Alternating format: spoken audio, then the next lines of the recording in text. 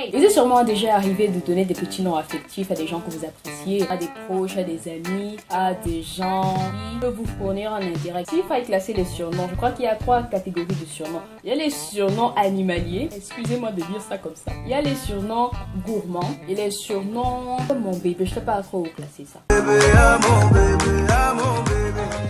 Déjà, est-ce que c'est le bébé qui sort chaud du ventre de sa mère? Ou est-ce que c'est le bébé qui a déjà perdu un peu de temps là sur la terre? Bon, le bébé, déjà c'est un petit être, fragile, sans défense, plus ou moins mignon. Les bébés ne sont pas beaux. Sa fragilité donne envie de prendre soin de lui avec patience quand il ne pleure pas, bien sûr. D'un côté, je me dis que on appelle une personne un bébé, que ce soit une fille ou un garçon, c'est parce que on a envie de s'occuper de lui avec patience.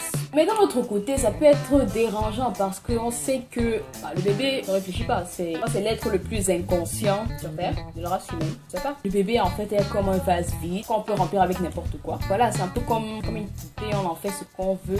La seule différence c'est qu'il respire, il fait des bruits et il bouge seul. Si en appelant une fille ou un garçon un bébé, ça peut laisser penser que la personne qui reçoit cette appellation, la personne est inconsciente.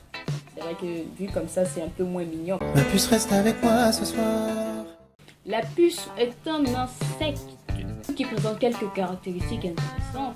Alors déjà, la puce vit du sang de son hôte, donc elle entre dans ta vie sans permission et elle se permet de prendre ce que tu as de plus précieux. La puce passe facilement d'un animal à un autre, donc la puce est infidèle. Elle pond en moyenne 20 à 30 par jour. Parfois on peut remplacer les œufs là par le bavardage intempestif, par les moments désagréables, par un flot de paroles vide de sens. Alors la puce transmet des maladies mortelles et elle est pleine d'énergie. Bon, s'il fallait résumer, la puce est un insecte de petite taille, nuisible, pouvant être considérée comme une voleuse, infidèle et dangereuse.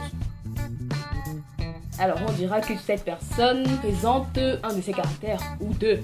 Deux c'est mieux. Donc soit c'est une voleuse, soit elle est infidèle, soit elle est de petite taille, elle est dangereuse. Cette personne peut transmettre des maladies. Dans le cas par exemple des copains, copines, vos machins là que vous faites avec des bouches d'inconnus là, bisous là. Vous pouvez attraper la mononucléose ou pour les amis plus intimes, vous pouvez attraper le sida. Mon chou, si tu le veux, je t'emmènerai. Il n'est pas question ici du légume, encore moins du sens qu'on donnait au mot chou au 19e siècle. Donc la tête, en fait le chou renvoie au chou pâtissier. Dans les choux à la crème, les choux, c'est Marie-Antoinette qui a commencé à appeler son fils comme ça et après on sait pas trop ça.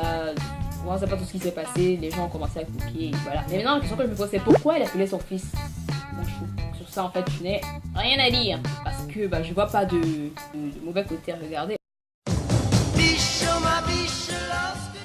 Bon alors, le terme biche a commencé à être utilisé en plus grand public à cause d'une musique de Franck Alamo en 1963. Alors Franck Alamo, lorsqu'il appelait la dame dans sa musique ma biche, c'est par rapport à l'élégance de l'animal.